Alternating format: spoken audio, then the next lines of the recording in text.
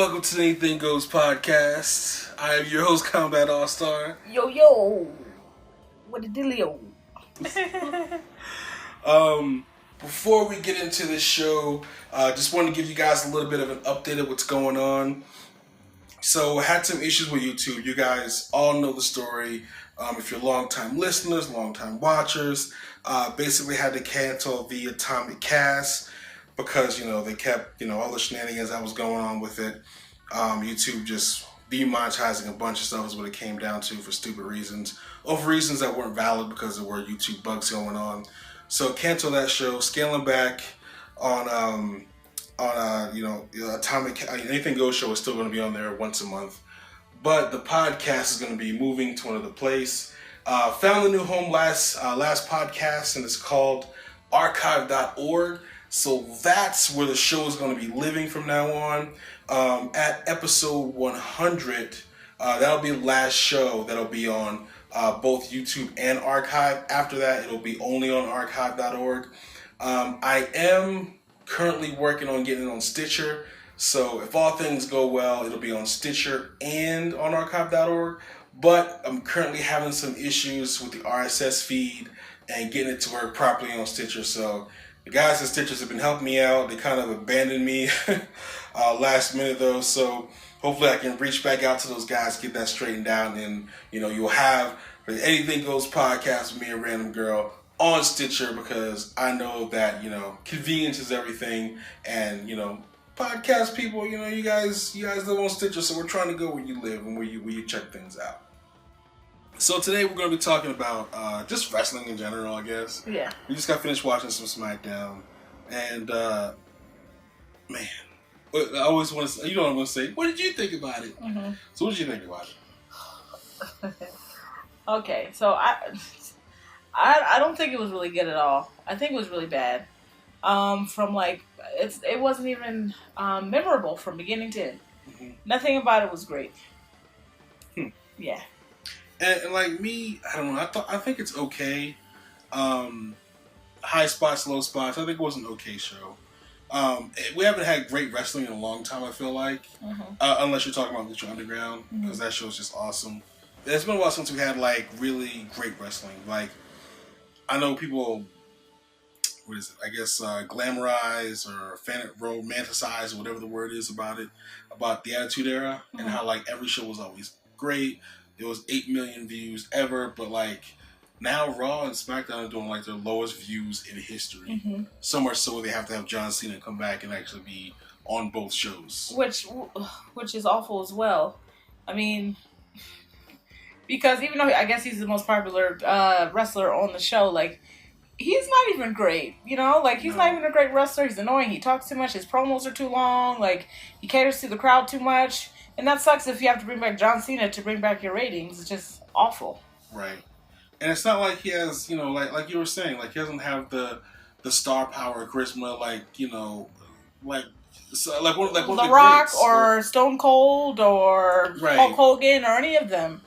Yeah, so I'm scratching my head. I mean, I get why they're doing it. Yeah. Because he has a lot of like value outside the company and like he makes appearances and everything, so he's kind of bigger than the sport. So maybe that's going to draw more eyes to both shows, knowing that he's on there. But for me, one man can't do. Yeah, it's not going to save it. Yeah. It comes down to just you have to have good writing. You have to have good matches, less talking, less soap opera. Well, I mean, it's always been a soap opera, even back in the day, like the Golden Era. It wasn't a soap opera. It was just straight entertainment. The promos were on point. Everything was great. This is just like a horrible soap opera that would come on Sundays. I mean, what about when Jacob Snake interrupted Macho Man and Elizabeth's reception? That was kind of like soap opera-y. Yeah, and it was great. Yeah, so good writing. Yeah, so when I say soap opera, have you ever watched a soap opera? Unfortunately, yes. Okay, so they're long running, and that's what it seems like today. It's like, why are you talking?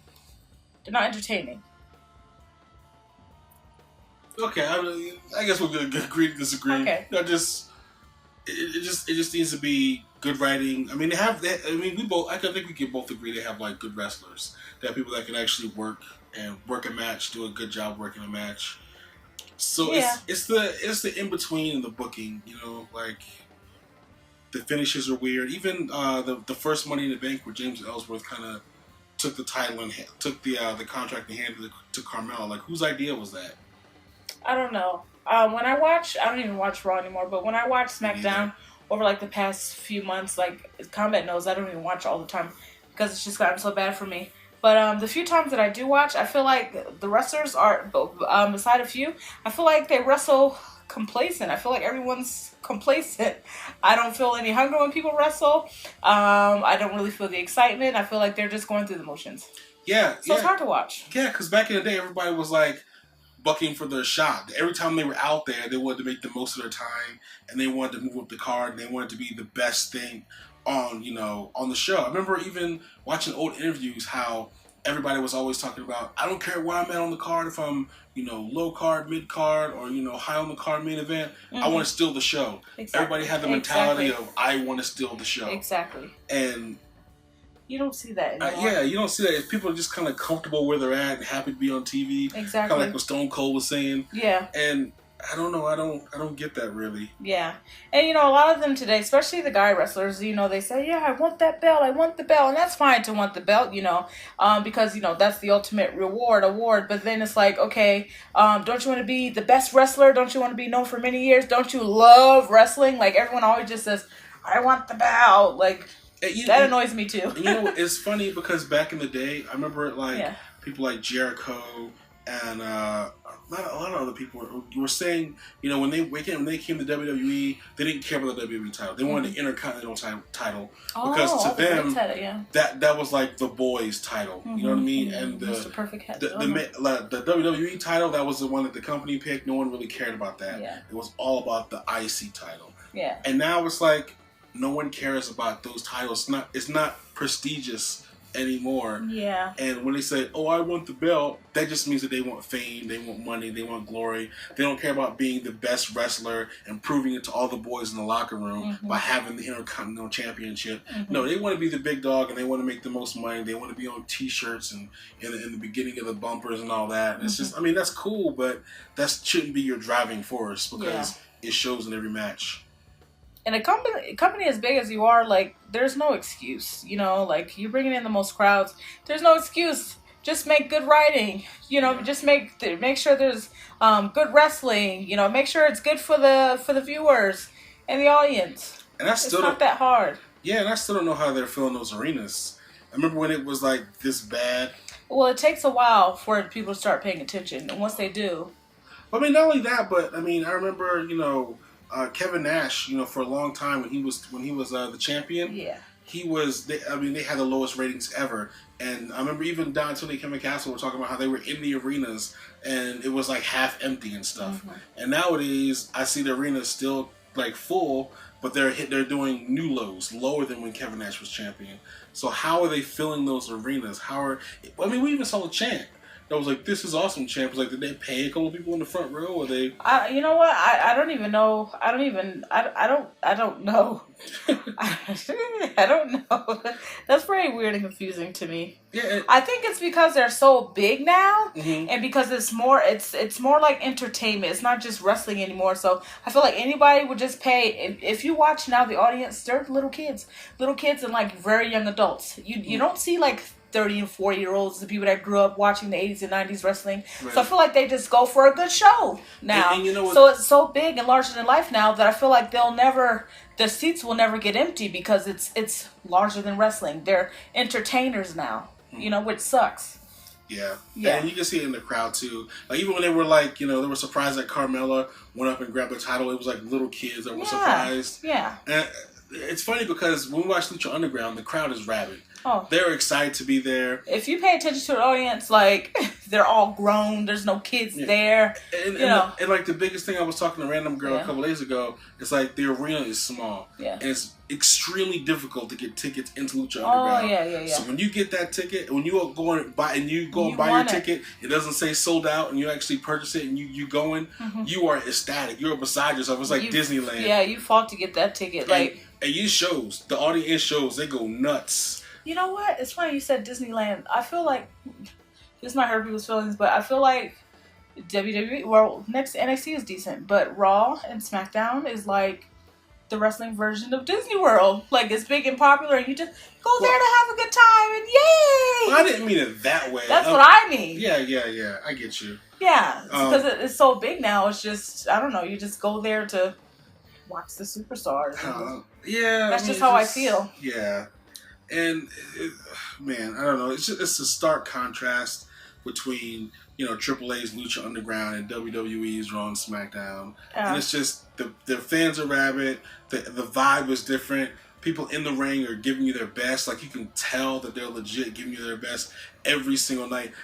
Even if you follow even one wrestler, whether it be Mil Muertes or Pentagon Jr., Sexy Star, every time they get in that ring, I feel like they're wrestling like it's their last match. I don't ever see anybody going through the motions.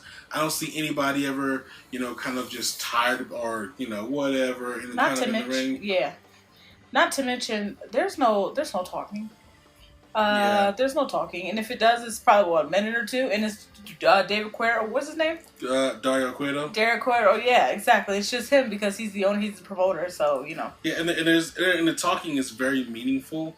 Like, I figure, it has to be meaningful because the way they shoot it, it's not like a backstage promo where they can just kind of go for broke. It's like scripted and everything. So, I mean, like saying like the promos now in WWE are scripted, but it's just. There's nothing wasted. You only have an hour. They don't waste time with long promos or things that don't mean anything. They cut to the chase. They go in his office. I want a title shot. Okay, you can have an ultimate opportunity, and you know what I mean. And he does it, and then they go in the ring and they just make magic. So yeah, it's awesome. Yeah, I feel like the I don't even know. Like, even there was like wrestlers backstage that are not even agreeing with the way the show was going. Like, I feel like it's gonna just be like a little kid show, and that's how it's just gonna be. Like, I feel like all the real fans of wrestling are just gonna stop watching, and it's just gonna cater to the people who I guess we don't like wrestling. Like, these, it's just changed a lot, and not for the better. It's turning into just an entertainment show, man. I don't know. I feel like they're pretending to wrestle. Yeah, it doesn't look real or authentic. The tables are look like they're the size of like a finger. Yeah, it's changed. I mean, even like with Lucha Underground, it's like thick tables. You can see them break through it. Not saying that you gotta break a table to have a good match, but it just no one's pulling their punches. It looks better. It just looks better. And there's a few that I pay attention to, like Samoa Joe. I'm not quite sure. He's on Raw right now. Right. So I didn't like the way they were, the direction they had him. I don't know what he's doing now. Hopefully it's better. But I've always liked Samoa Joe, and I like AJ Styles. And those are the two dudes that I know that, kick butt, and, they still seem hungry. Everybody else is just, I don't know what they're doing. I mean, the way they're booking Samoa Joe is great. Yeah. That's like the best thing about Raw right now is the Brock Lesnar Samoa Joe feud. But it's not because of Brock Lesnar, it's because of Samoa Joe. The way he's cutting his promos, even you were saying like it's very old school, how he's walking and talking and carrying himself and the things that he says to people, and it just how he is just seems very, very old school. Like and it's weird because he's like this old school dude in this new school time, like he doesn't fit or belong. Yeah, exactly. So I'd like to see Samoa Joe and Lucha Underground. I think that'd be amazing. Oh, he'd be perfect fit for that. Yeah, to see him come out and just destroy people and you know what I also don't like? A lot of the male wrestlers, they whine. They do a lot of whine. I should be the winner. Watch the tape. I don't understand. I'm the champ. I want to be the champ. Wah, wah, wah. Like, dude, what are you doing? Like, you're a wrestler. Go wrestle. Why are you whining? Yeah, and I get they think maybe, oh, you're a heel, so you whine and complain.